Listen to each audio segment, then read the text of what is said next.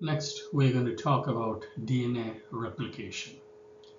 So when a cell divides, the DNA replicates so that a complete copy of all the genes are provided to each daughter cell. So when a DNA replicates, the law of complementary base pairing applies. We have to be sure that the base pair matches correctly. If we end up with the wrong base pair, we get a gene that is non-functional or a gene that produces the wrong protein. There are 4 steps in DNA replication: unwinding, unzipping, creation of a new complementary DNA strand, and repackaging of the DNA. Unwinding. The DNA unwinds from the histone protein.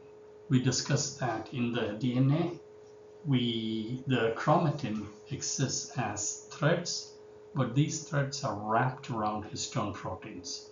The DNA strands are unwound from the histone proteins. Next is unzipping. The DNA exists as a double helix, as a staircase, so it has to be unzipped. The DNA helicase enzyme unzips the double helix.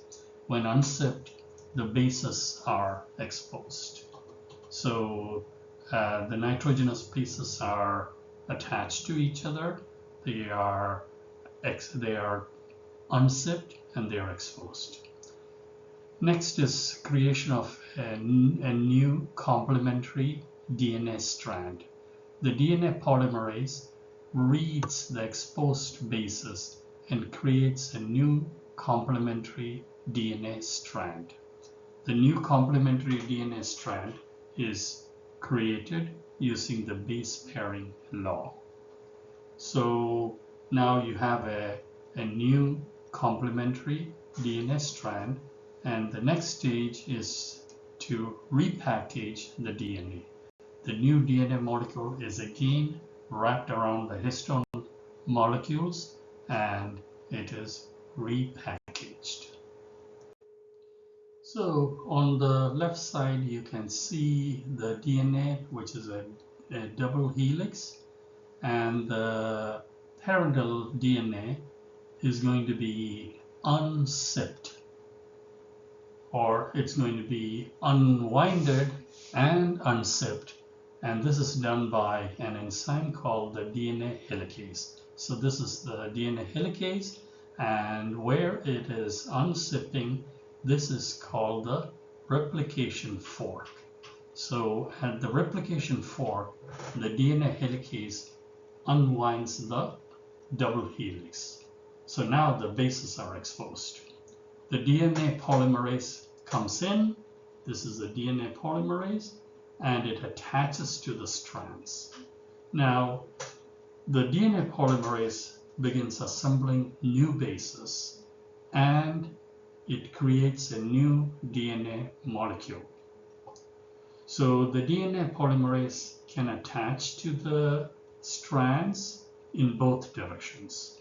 So on one strand, on this strand, the DNA polymerase moves towards the replication fork. So that's the direction of movement, towards the replication fork.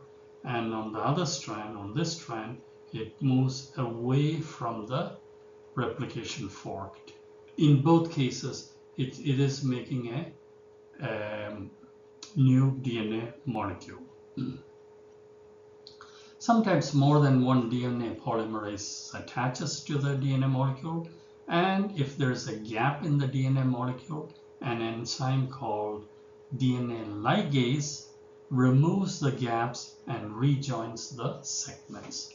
So the end result is 2 double helix. So you have a double helix here and you have a double helix here. So 2 double helix is created, and this is called a DNA replication. Well, replication is a very, very complicated process. It involves enzymes and it involves a lot of process. So DNA polymerase can make mistakes when replicating the DNA. But there are mechanisms to correct the replication errors. These mechanisms are called the DNA damage response, or DDR. So the DNA polymerase will go back and double check if the new base pair is correct. If it is incorrect, it will replace it. So as a result, only a very few errors are made. Practically, one error is made in 1 billion bases replicated. So most of these errors are detected and it is corrected. But if an error is undetected and it is not corrected, that is called a mutation. So a mutation results in a change in the DNA structure. And sometimes mutation can also occur due to environmental factors. So the environmental influences can be factors such as radiation, viruses, or chemicals, which we will discuss later. And some mutations can have no effects at all. Some mutations can kill the cells. Some can turn the cells into cancerous cells.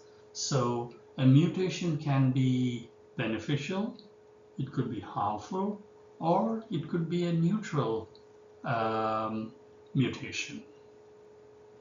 So in this presentation, we describe the replication of the DNA, and also we explained the reason why mutation happens.